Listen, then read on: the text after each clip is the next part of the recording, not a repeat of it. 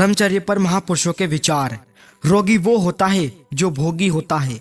जैसे जैसे वीर्य शक्ति क्षीण होती है वैसे ही मनुष्य दुर्बल और रोगी होता चला जाता है।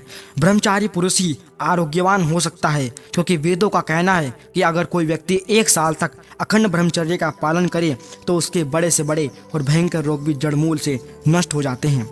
जिस प्रकार एक राजा राजकोष, प्रजा और सेना के बिना राजा नहीं कहलाता, और जैसे सुगंध के बिना फूल फूल नहीं है और एक नदी के बिना नदी नहीं रहती, ठीक उसी प्रकार एक आदमी ब्रह्मचर्य के बिना आदमी नहीं रह जाता है। स्त्री से युद्ध और ज्ञान में जीतना बहुत आसान है, लेकिन स्त्री के संग्राम से तुम ध्वस्त यानी कि पराजित हो सकते हो।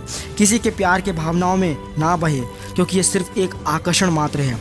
ब्रह्मचर्य का पालन करें। अत्यधिक वीर्यनाश के कारण चेहरा और शरीर पूरी तरह से खोखला हो जाता है। जवानी में ही बुढ़ापे वाली लक्षणें दिखने लग जाती है। जैसे हर कुत्ता हड्डी को चबाता है तो उसकी रगड़ से उसके खुद के मसूड़े में से खून निकलने लगता है। वह उसको चाट कर प्रसन्न होता है और इतराता है कि मुझे हड्डी में से खून पीने को मिल रहा है। ठीक उसी प्रकार भोगी पुरुष और स्त्रियां काम वासना और भोग में सुख भोगते हुए अपनी जीवनी शक्ति का नाश करते रहते हैं। और पुरुष सोचता है कि स्त्री शरीर में सुख है और स्त्रियां सोचती है कि पुरुष शरीर में सुख है। जो आदमी दृष्ट संगति का त्याग करके व्यभिचार से दूर रहते हुए सिर्फ संतान प्राप्ति के लिए ही अपनी पत्नी के साथ शारीरिक संबंध स्थापित करता है, वो मनुष्य अपने कुल की प्रतिष्ठा को बढ़ाने वाला होता है।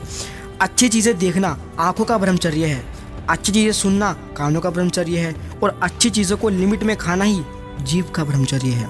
किसी भी चीज़ में सफलता आसानी से किसी को भी नहीं मिलती है, चाहे वो आध्यात्मिक हो या भौतिक हो। उसके लिए दिन रात संघर्ष करना पड़ता है और अपना घमंड को ख़त्म करना होता है। अगर आप भी सफलता पाना चाहते हो तो आपको ब्रह्मचर्य का पालन करना चाहिए, क्योंकि सफलता की राह में ब्रह्मचर्य आपके लिए औषधि का काम करेगा। क्योंकि ब्रह्मचर्य हमें जीवन में त्याग, तपस्या और संघर्ष करना सिखाता है। इसलिए मेरे प्यारे भाइयों और बहनों, आप आज से ही ब्रह्मचर्य का पालन करना शुरू कर दीजिए। जो लोग कहते हैं कि काम वासना से अगर दूर रहना ही होता तो भगवान इसमें आकर्षण और क्षणिक सुख क्यों देता है, तो इसका उत्तर यह है कि भगवान ने हमें उसके साथ ही बुद्धि और विवेक भी दिया हुआ है, ताकि हम सिर्फ संतान प्राप्ति के लिए ही शारीरिक संबंध बनाएं और अपने कुल की प्रतिष्ठा को बढ़ाएं।